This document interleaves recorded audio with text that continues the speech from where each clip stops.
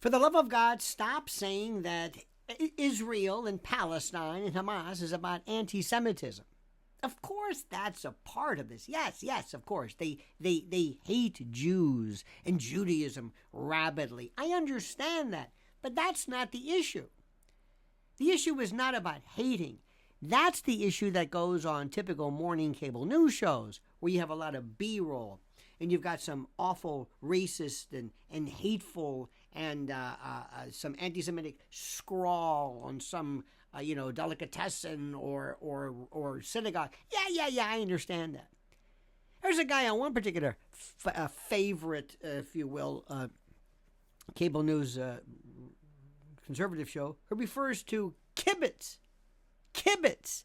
Not a kibbutz, a kibbutz. He's only been hearing the name kibbutz 50,000 times in the past 2 weeks. But no, it's kibbutz because these people are morons. Because they work in a world of B-roll and anything that gets eyes and clicks and positive reaction. That's it. They have no interest whatsoever in trying to figure out what is the reason behind it. What is happening right now, which is so critical, is the idea of the existence of Israel ultimately. Israel doesn't have any friends in the world. It has friends in terms of very positive, very, very supremely powerful countries and the like. But when it comes to the rank and file of the average world citizen, absolutely not. Why? What's that about? What is it? And it's not anti-Semitism per se. Whenever you reverse something or reduce it to an ism, you reduce the complexity of it. It's like racism. Everything's racism. No, everything's not racism. That's when you don't know what to call it. It's not about transgender or xenophobia or any of that stuff. That's not it. It's about something else. It's about something which is more important. It's about something which is about the future of this particular area and who is going to reign the peacemaker, the deal maker.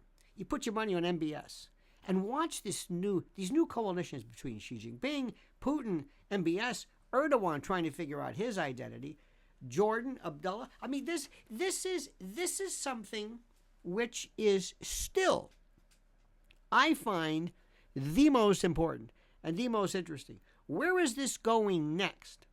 And how do you figure out who vies for power in this area? You've got Abu Mazen in the West Bank, and you've got Gaza. How does that work? And who speaks for the Gazans? Do you think they actually want, they like, they prefer? Do you think they prefer Hamas? Are you kidding? No way. Absolutely not.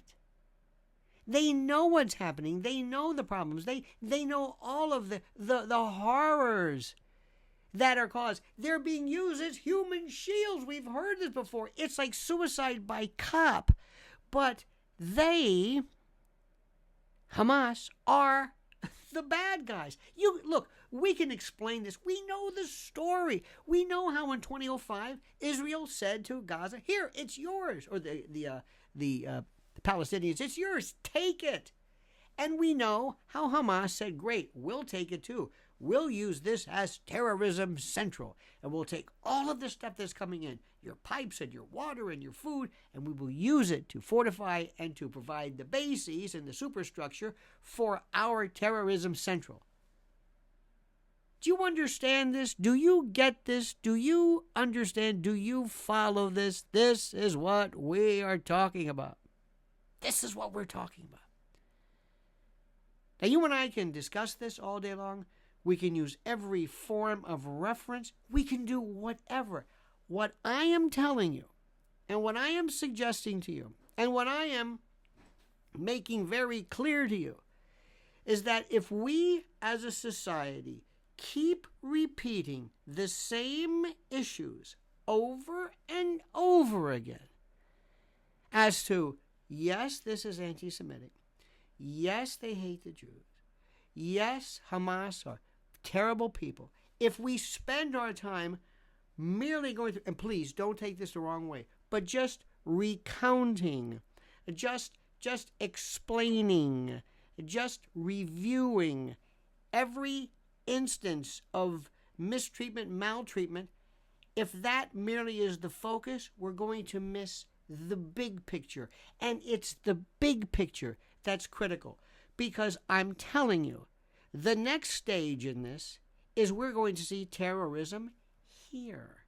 Not the 9/11 kind, but the very simple kind, where bad people pick out areas like the Mall of America or Las Vegas or Disney World or East Hendersonville, Wyoming, some little small town, to make us feel unsafe. This is the essence, this is the gravamen, so to speak, of the way of the world.